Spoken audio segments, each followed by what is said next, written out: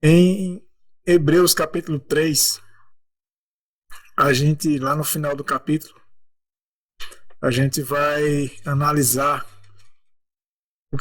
as consequências da incredulidade, né? As consequências na vida do povo na época de Moisés, na época do deserto, né? Naquele período do Êxodo. No versículo 12 diz assim, primeiro ele dá esse alerta: acautelai-vos, irmãos, para que nunca haja em qualquer um de vós um coração mau e incrédulo. Por quê? O que é que acontece se você tem um coração mau e incrédulo? O restante do verso diz: para se apartar do Deus vivo.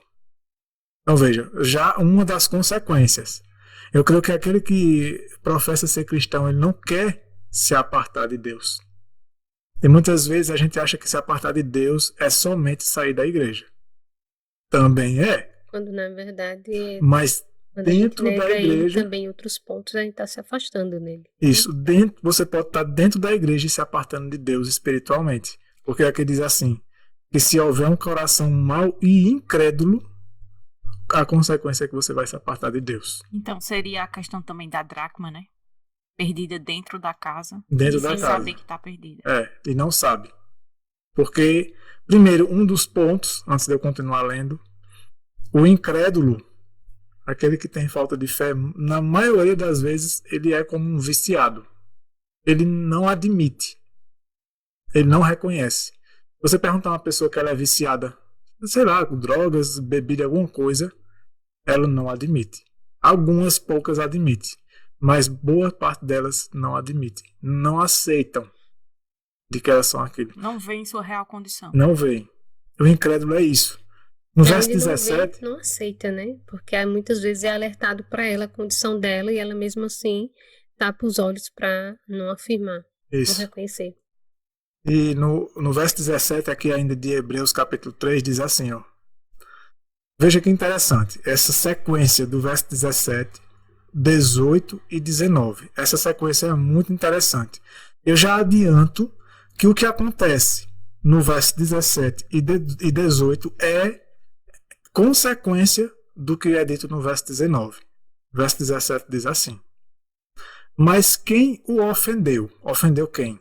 Deus, né? Uhum. Durante 40 anos. Esses 40 anos foram aonde? Deserto. No deserto, na época de Moisés. Não foram aqueles que pecaram, cujos corpos caíram no deserto. Quem foi que ofendeu a Deus? Os que pecaram. Os que pecaram. Né? Verso 18. E a quem jurou ele? Quem que jurou? Deus. Jurou sobre quem? A respeito de quem? Daqueles que pecaram. Daqueles, desses mesmos, né?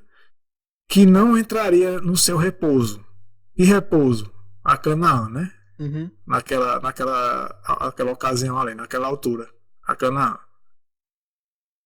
A quem ele jurou que não entrariam nesse repouso? Senão aos que foram desobedientes. Ilustrando para hoje. Essa mesma mensagem aqui serve ou não para nós hoje? Se seguirmos o mesmo caminho, teremos as mesmas Nós consequências. somos o quê? O Israel o quê? Espiritual, moderno. Estamos aguardando entrar aonde? Na Canaã celestial. Então, Há um paralelo, né? Fadados a cometer o mesmo erro que Israel. Se estivermos seguindo o mesmo caminho, teremos as mesmas consequências. E aí continua no verso 19. E o verso 19 é o que eu falei. O que ele vai dizer aqui no verso 19 é o motivo do verso 18 e do verso 17. Então, vemos que eles não puderam entrar por causa de quê? Sua incredulidade. Então, a incredulidade levou à desobediência ao pecado.